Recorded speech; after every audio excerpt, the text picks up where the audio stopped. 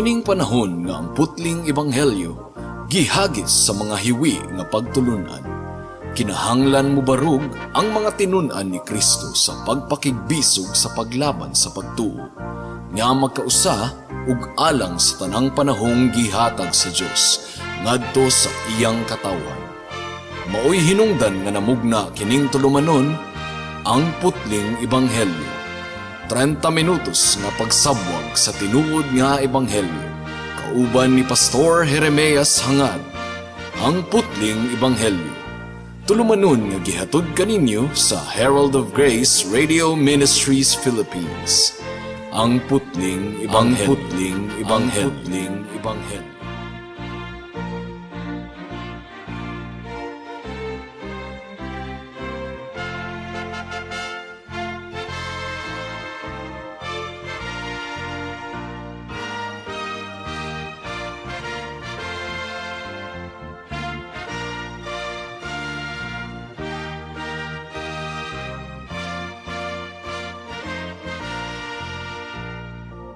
Alang sa pagpamalandong sa pulong sa Ginoo ning takna sa kahaponon, ablihon nato ang atong Biblia sa Marcos kapitulo 4, bersikulo 21 hangtod sa 29. Ang giingon diri: Ug mipadayon si Hesus sa pag-ingon, dagkutan bagod ang suga aron lamang taguan sa ilalom sa gantangan o sa ilalom sa higdaanan, dili ba ibutang man kini sa tungtunganan. Walay tinaguan nga dili mabutyag, ug walay gililo nga dili madayag. Kun duna kamoy dalunggan pamati, ug si Hesus miingon usab kanila, matnguni ninyo ang inyong madungog, ang sukdanan nga inyong gamiton paghukom sa uban, mauusab ang gamiton nga paghukom kaninyo. Labaw pagani, ang tawo nga may iya ng daan, hatagan pagayod, apan ang walay iya, bisan ang jutay nga anaa kaniya, kuhaon pa. Unya, mipadayon si Hesus pagsulti, ang paghari sa Dios sama niini. May tawo nga nagsabod og binhi sa iyang uma. Adlaw-adlaw nagpadayon siya sa iyang buluhaton, miturok ug mitubo ang mga binhi sa paagi nga wala niya hisabti. Ang yuta pinaagi sa kinaiya niini, nagpatubo ug nagpabunga sa mga tanom.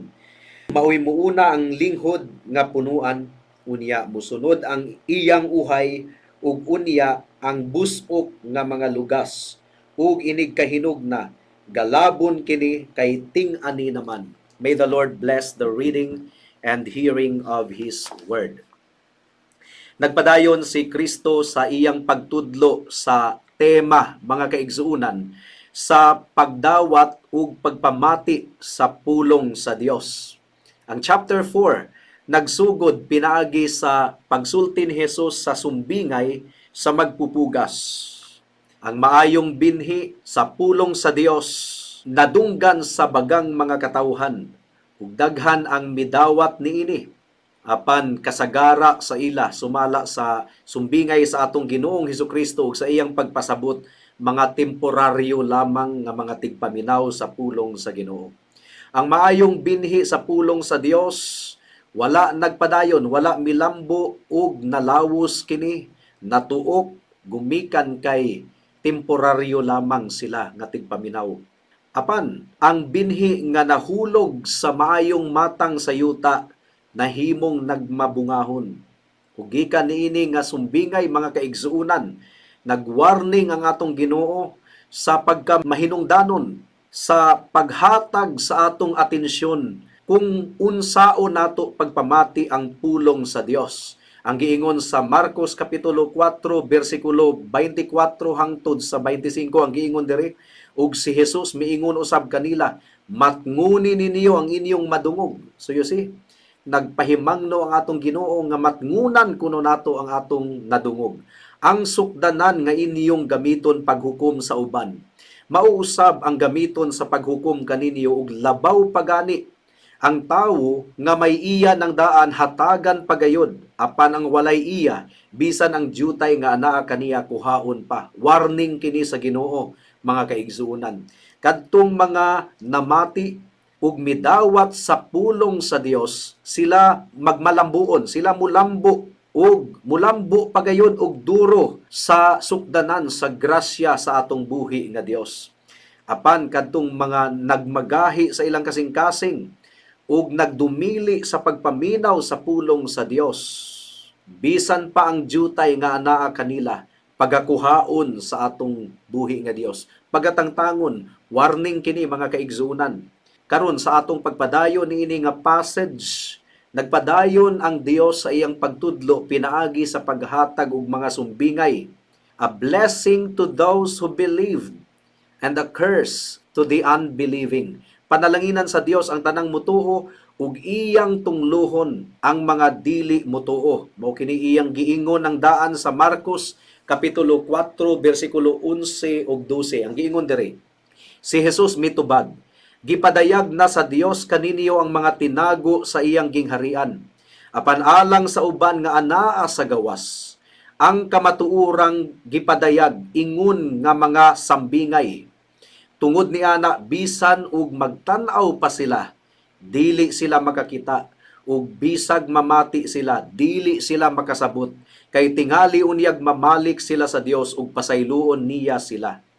Ug matod pa sa bersikulo 33 ug 34 sa Marcos kapitulo 4, nagwali si Jesus ngadto sa mga tawo ginamit ang daghan pang mga sambingay nga sama niini. Wala siya'y gisulti kanila nga wala ipaagi sa mga sambingay.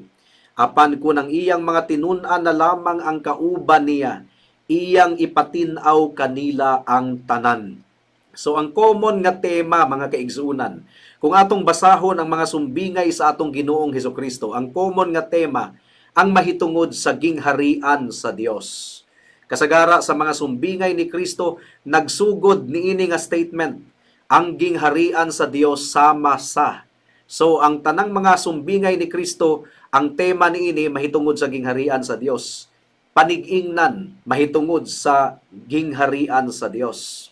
Ang balaang kasulatan naghisgot mahitungod sa gingharian sa Dios using three synonymous terms. So kung mabasa nato kini sa Biblia, kining Kingdom of God, Kingdom of Christ, and Kingdom of Heaven, usa lang ang buot ipasabot ni ana mga kaigsuunan. Sipiat kining mga gitudlo sa ubang mga grupo nga lahi kuno ang buot pasabot sa Kingdom of God, lahi kuno ang buot pasabot sa Kingdom of Heaven, lahi usab ang buot pasabot sa Kingdom of Christ. No, they are three synonymous terms.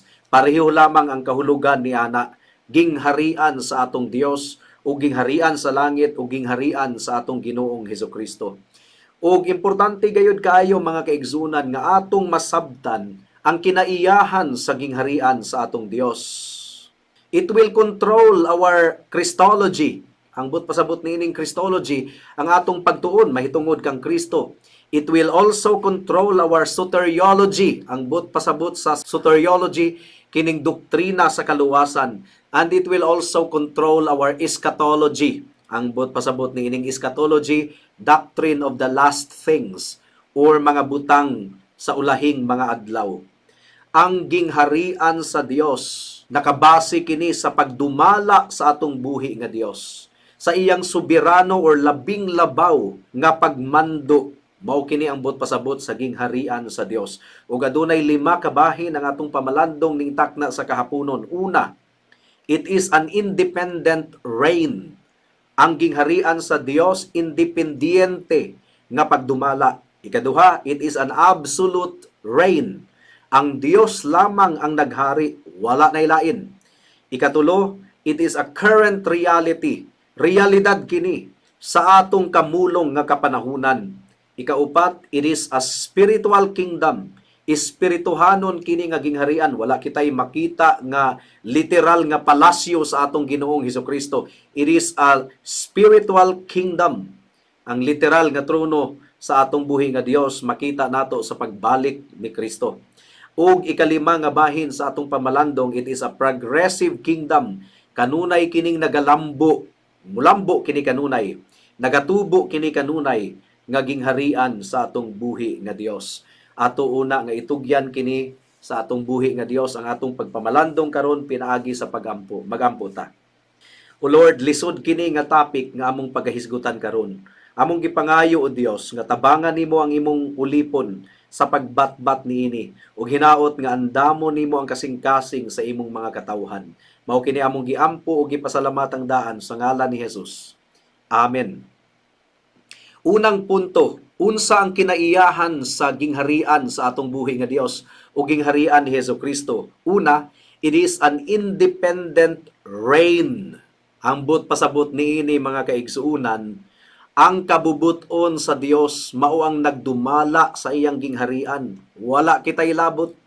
Ang gingharian sa Dios, gimbutan sa Dios. Dili ang kabubuton sa tao, mao ang mupatigbabaw, kundili ang kabubuton sa Dios. Ang gingharian sa Dios, mga kaigsuunan, dili demokrasy.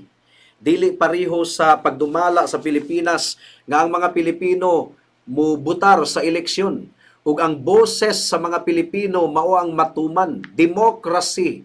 Ug kung dunay gibuhat nga dili maayo ang presidente ug ang kongreso, pwedeng i-impeach, pwedeng magwelga ang mga katawhan. Walay ingon ana sa gingharian sa Dios. The kingdom of God is not a democracy nga mag-eleksyon ang mga tawo ug ang mudaog nga kabubuton mao ang tumanon sa atong buhi nga Dios. No. Ang gingharian sa Dios ilalom sa tibuok nga pagbulutan sa atong buhi nga Dios. Ang iglesia, mga kaigsuunan, dili demokrasy. Dili ang kabubuton sa mga miyembro ang matuman, kundili ang kabubuton sa pulong sa Dios. Mao nga ang simbahan, ang iglesia, mupasakop sa pulong sa Dios. Tunaan ang pulong sa Dios. Ug ang pulong sa Dios mao ang mugiya, mao ang magmando kung unsaon nato dumalaon ang iglesia sa atong buhi nga Dios. We don't vote on whether or not to obey God's word. Dili kita mag-eleksyon. Unsa man, mutugot ba kita? Sundon ba nato ang pulong sa Dios? Dili. No. Kinahanglan ang tanang mga miyembro sa iglesia sa Dios. Kinahanglan ang tanang mga katawhan musunod sa pulong sa Dios. Musugot sa pulong sa Dios. Mao nga ang tanang mga tawo nga rebelde, ugahi ug ulo sa adlaw sa paghukom, pagahukman sa Dios.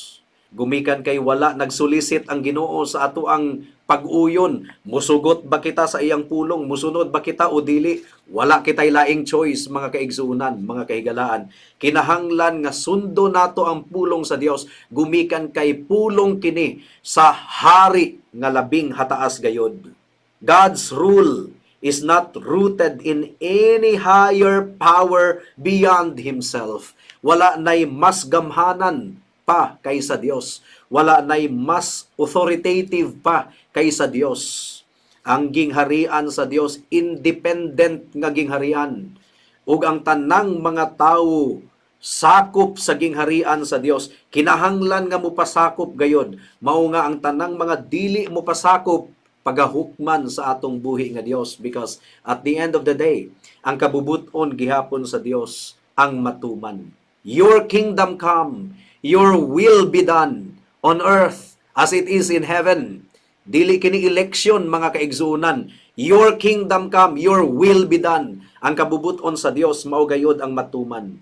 Ikaduhang punto, unsa ang kinaiyahan sa gingharian sa Dios? It is an absolute reign. Kung atong pagahisgutan kining pulong nga absolute, wala nay gibahinan pa sa Dios sa iyang autoridad. Siya lamang gayud ang galingkod sa iyang trono. Walay miapil og lingkod kauban kaniya nga equal kaniya. No. Ang Dios lamang gayud ang naghari ug wala nay lain. Ug ang paghari sa Dios ug ang iyang pagbulutan absolute. Ang Dios mao ang nagmugna sa balaod. Dili pareho sa konstitusyon sa Pilipinas nga miagi og kongreso, giratified sa Congress, gibutuhan sa Senado, gipirmahan sa presidente. Mao kana ang pagmugna sa balaod diri sa Pilipinas. Dili ingon ana ang pagmugna sa balaod sa atong buhi nga Dios. Walay kongreso, walay Senado sa gingharian sa Dios. Ang Dios lamang mao ang nagbugna sa balaod, ug ang Dios lamang mao ang dunay katungod ug awtoridad, mga kaigsuunan. Ang Dios mao ang balaod sa iyang gingharian. Ang kinaiyahan sa Dios mao ang nagdumala. Wala nahisakop ang Dios sa balaod sa uban. Ang balaod lamang sa Dios mao ang matuman. There is no law outside our God. Ang Dios adunay gahom ug adunay awtoridad nga tumanon ang iyang kabubuton. And although ang kabubuton sa Dios, ang iyang paghari absolute, mao kini ang good news mga kaigsunan, dili abusado nga hari ang atong Dios. Bisan pa og absolute ang iyang awtoridad, dili siya abusado nga hari. Siya usa ka maayo kaayo nga hari. Nagatiman siya sa iyang mga katawhan. Although it is absolute, it is not arbitrary. The kingdom of God is a legal kingdom. It is a kingdom of law. Adunay gipahamtang ang Dios nga balaod ug dili na kana mausab nga balaod, dili arbitrary, gumikan kay ang Dios walay kausaban. Mao nga ang sala kaniadto, sala gihapon karon. Dili ingon og uso na mangguna karon. Kining mag-ipon ng daan bisag wala pay kasal. Sa una dili madawat pero karon manggod kay gahi na, lahi na manggod karon. So nadawat na sa atong katilingban. Nadawat sa atong katilingban. Pero sa atong buhi nga Dios, dili gayud kana madawat mga kaigsunan. Gumikan kay ang Dios walay pagkausab. Ang duha ka lalaki nga magtipon, isip managtiayon, kaniadto dili madawat karon gidawat na sa katilingban. Sa atubangan sa Dios dulumtanan gihapon mga kaigsunan. The eternal kingdom of God, ang pagbulutan sa Dios, ang iyang gingharian, ang iyang pagmando absolute. Dili kini ma-ratified, dili kini ma-amend, dili pareho sa Pilipinas nga posible nga duna kitay constitutional change or constitutional amendment. Ikatulo, unsa ang kinaiya sa gingharian sa Dios? Ang gingharian sa Dios, realidad kini sa kamulong nga kapanahunan. The kingdom of God is a current reality.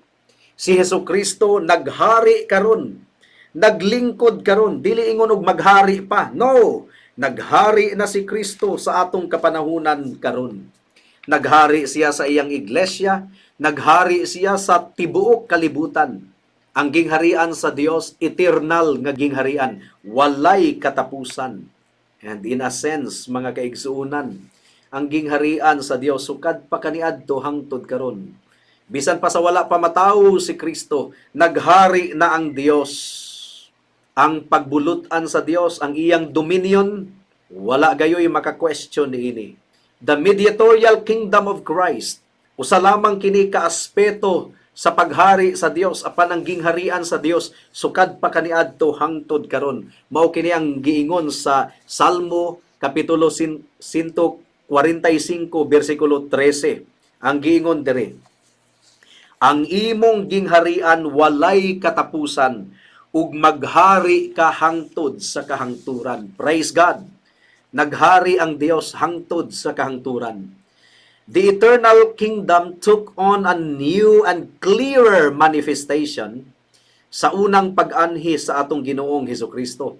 Mao kini ang giingon sa Matthew chapter 3 verses 1 and 2. Ang giingon diri, niadtong panahona miadto si Juan nga magbubunyag didto sa dapit nga awaaw sa Judea ug nagwali nga nagingon, hinulsuli ug biyai ang inyong mga sala kay hapit na maghari ang Dios.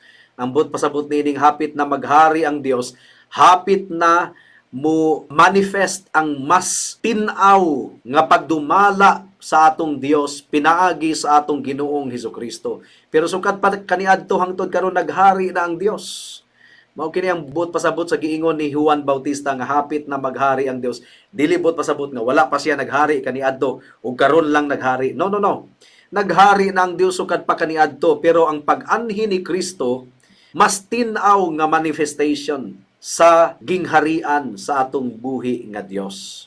Mianhi si Kristo to establish His kingdom in a much clearer way. Ug sa pagkayab ni Kristo didto sa langit, milingkod siya sa tuong kamot sa Dios Amahan ug naghari hangtod karon. Mao kini ang giingon sa Efeso kapitulo 1, bersikulo 20 hangtod sa 22. Ang giingon diri, kining gahuma nga ania kanato mao ang iyang gigamit sa pagbanhaw ug pagpalingkod kang Kristo sa iyang tuod didto sa langit. Didto naghari si Kristo labaw sa tanang mga hari ug sa mga anaa sa gahom ug sa mga namunuan ingon man sa mga pangulo. Labaw gayod siya sa tanan, dili lamang niining panahuna kundili sa umaabot usab. Gibutang sa Dios ang tanan ubos sa pagmando ni Kristo ug alang sa simbahan gihimo siyang pangulo nga labaw sa tanan. So mao kadto ang ikatulong punto. The kingdom of God is a current reality. Ikaupat nga punto. Unsa ang kinaiyahan sa gingharian sa Dios? The kingdom of God is a spiritual kingdom. Ang gingharian sa atong Dios is spiritual. Wala kitay makitang malakaniyang pala sa atong Dios nga naglingkod si Jesus sa literal nga trono. Although sa pagbalik ni Kristo makita nato nga mulingkod siya sa puti nga trono. But right now, giun sa pagmando ni Kristo sa iyang gingharian dinhi sa kalibutan ug sa langit, it is a spiritual kingdom. It is not an earthly kingdom. And although it is a spiritual kingdom, bisan pa og spiritual kini nga gingharian, aduna kitay makita nga mga literal nga mga katawhan nga sakop sa gingharian sa Dios. Ang mga giluwas o gibag-o sa Dios, ang mga gipasaylo, ang mga gitubos. Ang Dios nagahari sa ilang kasing-kasing. Mao nga ang tinuod nga mga giluwas ni Kristo ug nahimong lumulupyo sa iyang gingharian aduna gayoy kabag-uhan sa ilang kinabuhi. Ang mga lumulupyo sa gingharian sa Dios mao ang tinuod nga mga magtotoo. Gibag-o ang ilang kasing-kasing. Gumikan kay ang pagkatawo pag-usab, ang pagbag-o sa kasing-kasing mao ang requirement aron mahimong miyembro sa gingharian sa Dios ug walay laing makabuhat niini kundili ang atong Dios mismo. Therefore, sa atong kaliwasan sukad sa sinugdan hangtod sa katapusan, ang tanang dungog ug himaya anaa lamang sa atong buhi nga Dios. Mao kini giingon sa Juan kapitulo 3 bersikulo 3. Ang giingon diri, si Jesus mitubag, sultihan ko ikaw, walay makakita sa gingharian sa Dios gawas kun siya matawo pag-usab. Ug unsaon nato pagtawo pag-usab? Trabaho kini sa balaang espiritu. Wala kitay gahom nga ipakatawo nato ang atong kalag pag-usab. Ang Dios mao ang misteryoso nga nagdugang og mga lumulupyo sa iyang gingharian. Dili nato makita ang pagpanglihok sa Ginoo sa kasing-kasing sa mga katawhan, pero ato kining mamatikdan mga kaigsuunan. Dili nato makita kung giunsa pag-opera sa Ginoo ang atong kasing-kasing nga bantok o gihimo kining kasing-kasing nga unod. Apan makita nato ang ilhana niini sa kinabuhi sa mga katawhan nga gibag-o sa Dios. Mao kini ang giingon sa Juan kapitulo 3 bersikulo 8. Ang giingon diri, ang hangin muhuros bisan asa kini buot mo padulong. Madungog mo ang paghuros niini apan wala ka mahibalo diin kinigikan o asa kini padulong. Sama usab niini ang tanan nga matawo pinaagi sa espiritu. So mao kadtong ikaupat nga punto. Ang ikalima ug katapusan nga punto. Ang gingharian sa Dios, it is a progressive kingdom. Nagatubo kini kanunay. Nagalambo kini kanunay. It will fill the whole earth. Kini nga gingharian madaugon nga gingharian. Ang kadaugan sa gingharian sa Dios bulag sa kondisyon sa atong kalibutan karon bisan pag unsay mahitabo sa kalibutan. Ang gingharian sa Dios nagmadaugon kanunay. Christ is sovereign over all things. Ug ang kabubuton sa Dios mao gayod ang matuman, dili mapugnan ni Satanas ang gingharian sa Dios. Sa atong pagpadayon sa bersikulo 26 hangtod sa katapusan, nagdugang ang Dios og duha na usab ka mga sumbingay ug ang pagsugod sa Dios sa iyang bag-ong sumbingay, miingon siya, the kingdom of God is like, or sama niini ang gingharian sa Dios. So gipadayon lang sa Dios ang iyang sumbingay sa magpupugas nga mahitungod kini sa pagpaminaw ug pagdawat sa pulong sa Dios. Ang uban mudawat niini, ang uban mo reject niini. Now, unsaon man kini nato pagpasabot. With salvation, mga kaigsunan, we find both God's sovereignty and human responsibility. Sa sumbingay sa magpupugas nga gihatag sa atong Ginoong Hesukristo, aduna kitay duty ug responsibility nga maminaw gayud sa pulong sa Dios. Magmatngon kita sa atong napaminawan, and that stresses the human responsibility. Kinahanglang dawato nato ang pulong sa Dios sa atong kasing-kasing. Mao ka na ang atong katungdanan, mao ka na ang atong responsibilidad. Mutubo ang pulong sa Dios kung ato kining dawaton sa atong kasing-kasing.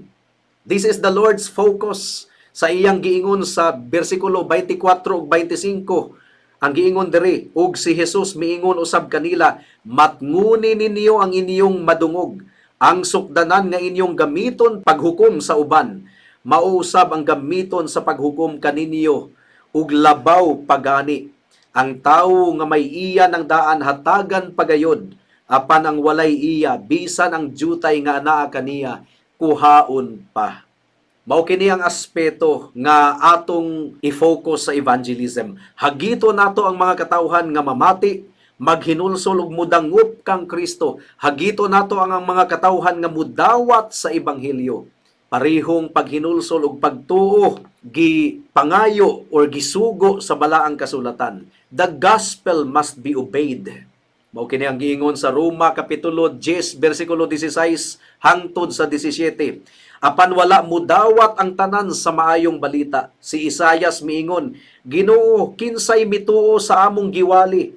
Busa ang pagtuo nagikan sa pagpamati sa mensahe ug ang nabati nagikan sa pulong ni Kristo. Sa evangelism or pagsangyaw, mga kaigsunan, ang focus nato ang human responsibility. Sa tinuod lang sa kaluwasan, adunay butang nga atong mahimo ug kinahanglan gayud nga atong buhaton. Paghinulsol ug pagtuo kang Kristo, apan adunay mga butang nga dili gayud nato mabuhat. There are some things nga anaa lamang gayud sa kamot sa atong buhi nga Dios. Matod pa sa unang Korinto kapitulo 3 bersikulo 6. Ako ang nagpugas sa binhi, si Apolos ang nagbisbis sa tanom, apan ang Dios mao ang nagpatubo niini. Dili importante ang nagpugas ug ang nagbisbis, kundili ang Dios nga siya man ang nagpatubo sa tanom. Sa kaluwasan, aduna gayoy dili nato mabuhat. Ang Dios lamang ang nagapahumok sa kasing-kasing sa mga tao. Ang Dios lamang ang nagatandog sa kasing-kasing sa mga tao. Ang atong mabuhat mao lamang ang pagsangyaw ug paghagit sa mga katawhan nga maghinulsol ug mutuo sa atong buhi nga Dios. Apan ang nagpahumok sa kasing-kasing sa mga katawhan, ang Dios lamang gayon. Mao nga ang paglaom nato, mga kaigsuunan, nga magmabungahon ang atong pagwali diri sa kahanginan, nga ang Dios mo lihok sa kasing-kasing sa mga katawhan, magmugna og milagro, pahumukon ang gahi nga kasing-kasing aron sila maghinulsol ug mudangup kang Kristo. But the good news is that ang saad sa Dios nagaingon, dili mo balik sa Dios ang iyang pulong nga walay hinungdan. Matuman gayud niini ang kabubuton ug nagtuo kita, mga kaigsunan, nga ang saad sa Dios iya gayong pagatumanon. Ang atong pagpangabudlay alang sa ebanghelyo dili gayud makawang. Igsuon makasasala ikaw higala. Pag hinulsol sa imong sala, dili ka makaluwas sa imong kaugalingon. Salig sa dugo ni Kristo, salig sa iyang pagkamatarong. Kung ikaw mudangup kaniya, ang iyang pagkamatarong isuloob kanimo ug ang iyang dugo itabon sa tanan nimong mga kasalanan ug ikaw iyang pasayloon ug luwason. Buhata kini karon dayon kay basin ug ugma, ulahi na ang tanan. Magampo kita. Salamat o Dios sa mensahe nimo ning takna sa kahaponon. Among gipangayo o Dios ang bunga niini. Nagtuo kami o Dios nga ikaw lamang gayud ang makapahumok sa kasing-kasing sa mga katawhan. Yes, nagwali kami, naningkamot kami nga masabtan sa mga tawo ang imong pulong, apan ikaw lamang gayud ang makaabli sa kasing-kasing hunahuna sa mga katawhan busa. Anaa lamang kanimo nga mong pagsalig ug ang kaluwasan, ang himaya niini anaa lamang gayud kanimo, ibalik namo kanimo ang tanang dugog ug himaya o Dios. Mao kini among giampo ug gipasalamatang daan sa ngalan ni Jesus. Amen. Alang sa dugang nga mga pangutana, mahimong mo text kang Pastor Jeremias hangad sa 0935 744 3030.